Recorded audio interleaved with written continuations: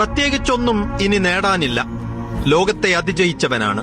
കോപ്പയിലെ മധുരവീഞ്ഞിന്റെ പോരിഷ പറഞ്ഞും മോഹിപ്പിക്കേണ്ടതില്ല. മറാക്കാനയിൽ കാനറുകളുടെ മടയിൽ ചെന്ന് മതിയാവോളം വാരിക്കുടിച്ചവനാണ്. എവിടെയും ആർക്കു മുന്നിലും ഇനിയൊന്നും കാണിക്കാനും തെളിയിക്കാനുമില്ല.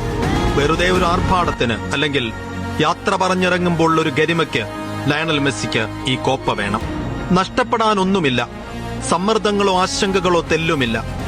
അയാൾക്ക് വേണ്ടി മരിക്കാനിറങ്ങിയ അതിശയ സൈന്യം അതേ ഉശിരോടെ ഒപ്പമുണ്ട്. അതിനപ്പുറം കളി അമേരിക്കയിലാണ്. അതിന്റെ മണ്ണും മനസ്സും അയാൾക്കിപ്പോൾ സുപരിചിതവുമാണ്.